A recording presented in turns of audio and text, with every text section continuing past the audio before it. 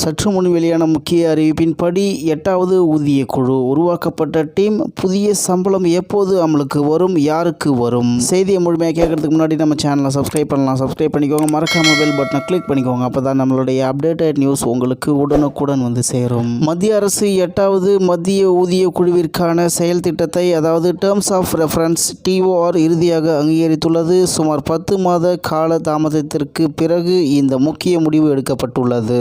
இந்த குழுவிற்கு முன்னாள் உச்சநீதிமன்ற நீதிபதி ரஞ்சனா பிரசாத் தேசாய் தலைமை தாங்குவார். 8வது ஊதிய குழுவின் பயன்களை மத்திய அரசு ஊழியர்கள் எப்போது பெறுவார்கள் என்று இங்கே பார்க்கலாம். மத்திய அரசின் 1.2 கோடிக்கும் அதிகமான ஊழியர்களுக்கும் ஓய்வூதியதாரர்களுக்கும் இது ஒரு முக்கியமான செய்தி. இந்த ஆணையம் தேசாய் தலைமையில் மேலும் 2 உறுப்பினர்களை கொண்டிருக்கும். 18 மாதங்களுக்குள் அரசுக்கு தனது அறிக்கையை சமர்ப்பிக்க வேண்டும். அதாவது ஏப்ரல் 2027க்குள் தனது பரிந்துரைகளை இந்த ஆணையம் சமர்ப்பிக்கலாம். ஊழியர்கள் விரைவான ஊதிய உயர்வை எதிர்பார்த்தாலும் கடந்த கால அனுபவங்களின்படி 8வது ஊதிய குழுவின் பரிந்துரைகள் அமல்படுத்த 2028 வரை ஆகலாம். முந்தைய 2 ஊதிய குழுக்களான 6வது மற்றும் 7வது குழுக்களின் செயல்முறைகளை பார்த்தால் அவற்றின் உருவாக்கம் முதல் பரிந்துரைகளை அமல்படுத்துவது வரை 22 முதல் 28 மாதங்கள் எடுத்துள்ளன.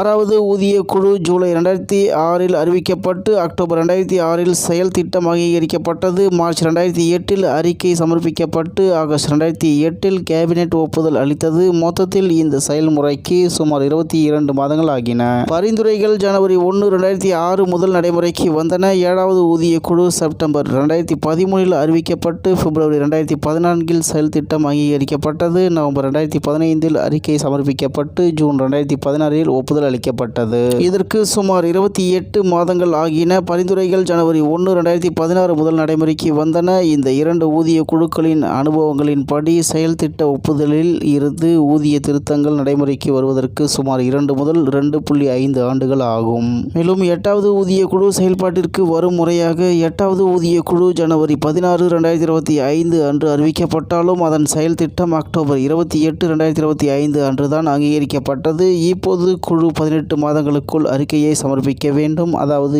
ஏப்ரல் 2027க்குள் இது நிறைவடையலாம். இதன் பிறகு மத்திய அரசின் ஆய்வு மற்றும் கேபினெட் ஒப்புதல் செயல்முறைக்கு நேரம் எடுக்கும் என்பதால் உண்மையான ஊதிய திருத்தங்கள் 2028இன் ஆரம்ப மாதங்களில் நடைமுறைக்கு வரலாம். மத்திய அரசு அங்கீகரித்த செயல் திட்டத்தின்படி 8வது ஊதிய குழு பின்வரும் அம்சங்களை ஆய்வு செய்து பரிந்துரைகளை வழங்கும். மத்திய அரசு ஊழியர்களின் ஊதிய கட்டமைப்பை ஆய்வு செய்து திருத்துதல், ஓய்வூதியம் மற்றும் ஓய்வு கால பலன்களில் மாற்றங்களை பரிந்துரைத்தல், ஊதிய சமத்துவம் மற்றும் ஊதிய கட்டமைப்பை முறைப்படுத்துவதற்கான நடவடிக்கைகள், படிகள் மற்றும் சேவை நிலைமைகளை மேம்படுத்துதல், பொதுத்துறை நிறுவனங்கள் அதாவது PSUக்கள் மற்றும் தனியார் துறையுடன் பணி நிலைமைகளை ஒப்பிடுதல் போன்ற ஆய்வுகளை செய்யும். பல மாநிலங்களும் மத்திய அரசின் ஊதிய கட்டமைப்பை பின்பற்றுவதால் பல மாநிலங்களிலும் சம்பளங்கள் மாறும். அதாவது 8வது ஊதிய குழுவின் பரிந்துரைகள் 1.2 கோடிக்கும் அதிகமான மத்திய அரசு ஊழியர்கள் மற்றும் ஓய்வூதியதாரர்களை நேரடியாக பாதிக்கும். கூடுதலாக மத்திய அரசின் ஊதிய விகிதங்களை பின்பற்றும் தன்னாட்சி அமைப்புகள் மற்றும் சட்டப்பூர்வ அமைப்புகளின் ஊழியர்களும் பயனடைவார்கள். மாநில அரசுகளும் பின்னர் தங்கள் சொந்த திருத்தப்பட்ட பதிப்புகளை அமல்படுத்துவதால் லட்சக்கணக்கான கூடுதல் ஊழியர்களும் மறைமுகமாக பயனடைவார்கள். செயல் திட்டம் இப்போது அங்கீகரிக்கப்பட்டுள்ள நிலையில் ஆணையமும் முறையாக தனது பணியை தொடங்கும். அடுத்த 18 மாதங்களில் பல்வேறு அமைச்சகங்கள், ஊழியர் அமைப்புகள் மற்றும் நிபுணர் நிறுவனங்களுடன் கலந்தாலோசித்து ஒரு விரிவான அறிக்கையை ஆணையம் தயாரிக்கும் என்று தகவல் வெளியாகி உள்ளது என்பது குறிப்பிடத்தக்கது.